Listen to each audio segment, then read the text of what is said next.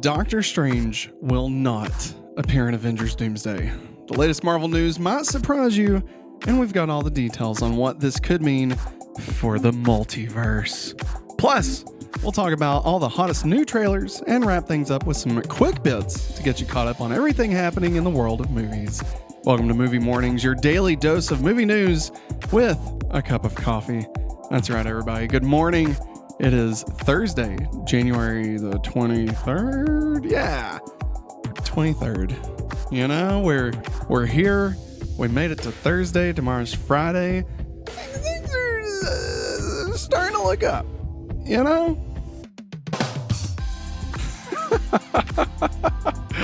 Oh, man.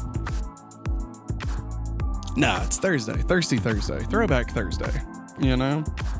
It's gonna be good stuff. Tonight we're gonna be watching a VHS tape live on stream. Looks like it's probably gonna be tape 59. I don't even know what this is. Come hang out. Who knows? Maybe there'll be some like Power Rangers or something.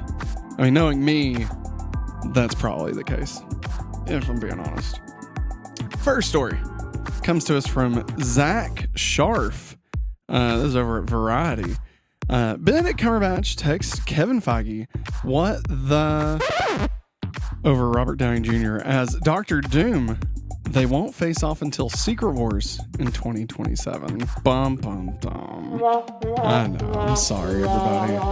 We all love a good Benedict Cumberbatch. Cucumber. A batch of cucumbers. Wow. I thought that would last a little. There we go. Oh, man. Benedict Cumberbatch revealed during an interview for Variety's Sundance cover that his immediate reaction to the news that Robert Downey Jr. was returning to Marvel as the villainous Dr. Doom was completely and utter shock.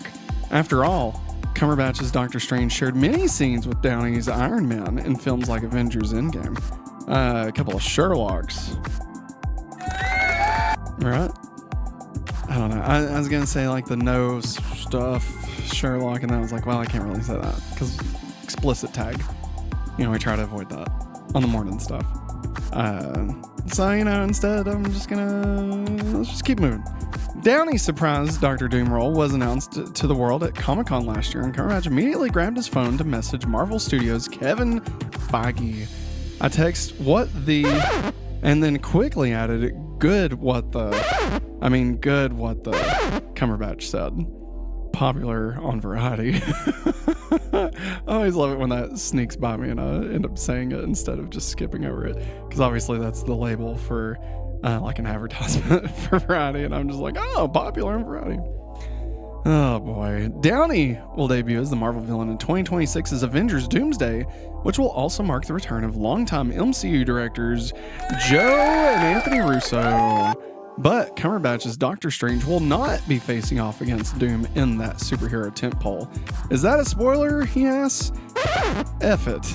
According to Cumberbatch, plans for Doctor Strange to appear in the next Avengers movie were overhauled when Jonathan Majors got axed by Marvel after he was convicted of assaulting his ex-girlfriend. Majors' villain Kang was going to be the new Avengers villain. That duty now falls to Downey, and Cumberbatch said Doctor Strange sitting out Doomsday has to do with, quote, the character not aligning with this part of the story. But Doctor Strange will be in, quote, a lot of 2027's Avengers Secret Wars, and is, quote, quite central to where things might go, the actor teased. While fans will have to wait a bit longer than expected for Cumberbatch and Downey to reunite, the actor is thrilled about Downey returning to Marvel.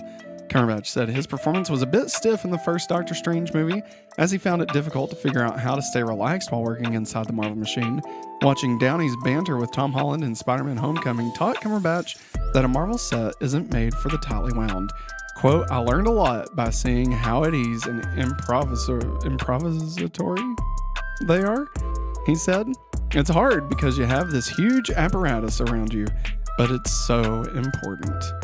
So this is from Variety's Sundance cover that they got coming out. So everybody go check that out. Doctor Strange not coming back for Doomsday. What does that mean? What does that mean exactly? I mean, we know what it means. It means Benedict Cumberbatch won't be in it. Do we think that Doomsday is going to be more of a follow-up to Endgame than we first suspected. My feelings personally, with originally being Kang Dynasty and stuff. I assume this was going to be like kicking off the next generation of Avengers, so to speak. Not necessarily like all the young ones, not the young Avengers, but Benedict, Cumberbatch, Shang-Chi, probably Spider-Man thrown in there, stuff like that. And then Secret Wars would really be when we kind of bring it all back together, with the original Avengers, Cap and all that stuff.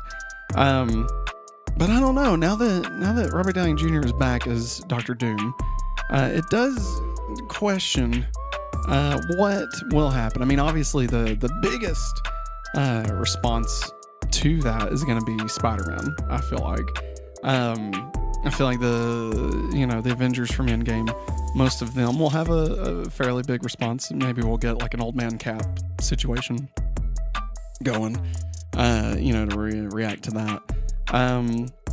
But yeah, now that we know that at the very least they're scaling it back to not be so like multiversal, like it was going to be originally, it just begs the question: what exactly is the plot of this going to be? I mean, obviously, we're going to have to wait and see what happens in Fantastic Four. It comes out later this year. What is it, July, I believe it comes out. And that'll probably give us some hints at what to expect from Doctor Doom, I would imagine. But yeah, it's interesting. It's just interesting. Like, I guess I just expected it to be, like Infinity War. And like it may actually be more pared back like Endgame was for the good majority of that movie, until of course the giant battle at the end of it. Yeah, I don't know.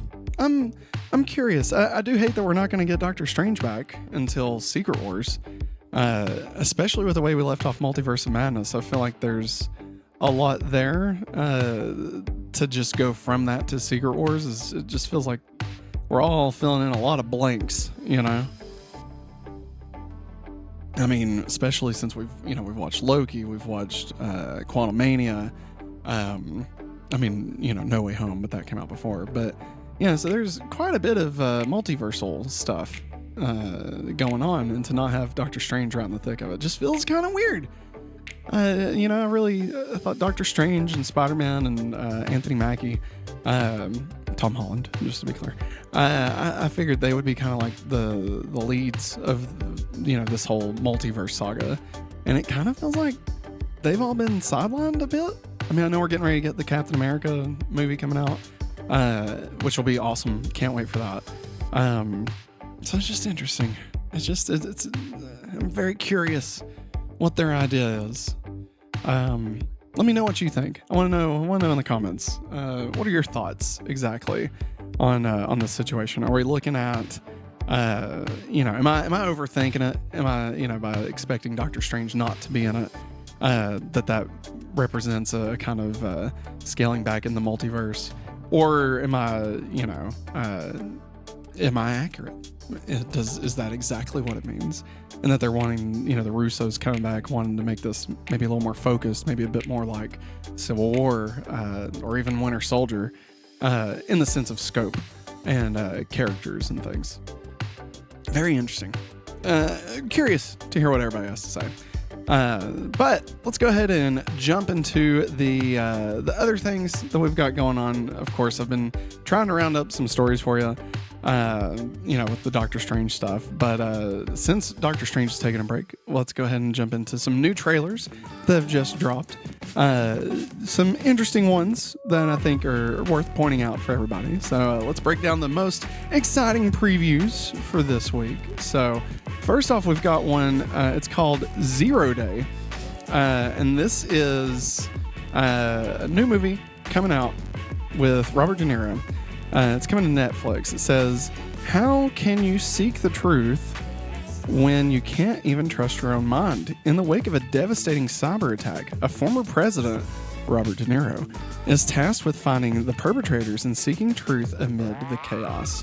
This sounds pretty rad, I'm not gonna lie to you. Very I mean, Robert De Niro as the president is is pretty great, and this being a cyber attack. I mean, listen, I'm not gonna dive into things too current, but I'm always down to see films that might have a certain take on current events. I'll leave it at that. But check out the trailer, 0 Day. It's pretty good. I'm intrigued by it. Next up is Drop, and this one caught my attention mainly because of the director that's involved with this. So this is the kind of the breakdown of it, but it says everyone's a suspect. Drop is in theaters on April 11th. First dates are nerve-wracking enough. Going on a first date while an unnamed, unseen troll pings you personal memes that escalate from annoying to homicidal is blood-chilling. Pings like an airdrop, hence drop, right? Director Christopher Landon returns to the thriller genre with the playful, keep-you-guessing insanity he perfected in the movie Happy Death Day, and with this of the moment whodunit, where everyone in the vicinity is a suspect or a victim.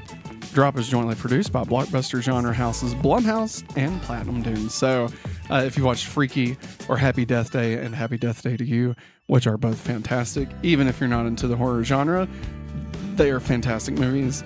I absolutely adore those. The fact that Happy Death Day to You, essentially Back to the Future 2 is just wonderful. Like, I love it. I loved it a lot. I still have, unfortunately, not got to watch Freaky just yet, which is a travesty. I've owned it for 2 years at this point, and still not watched it. I need to. I want to. But yeah, Drop. Sounds awesome. And what a cool idea, right? Using airdrop as a way to mess with somebody. It's very modern. Kind of partially reminded me of Cellular with Chris Evans back in the day, but obviously that's a much different thing. So yeah, check this one out too. I'm excited for it, and it's an April release, so it'll be right before the summer stuff hits. So probably be a good time, if I had to guess. So next, I want to go into some of the quick bits that I have for you. These are things that are not really worth doing like an entire story about, but they're just a roundup of movie headlines that I thought were fun that needed to be called out. So first off here is from Culture Crave via Collider. This is not a spoiler.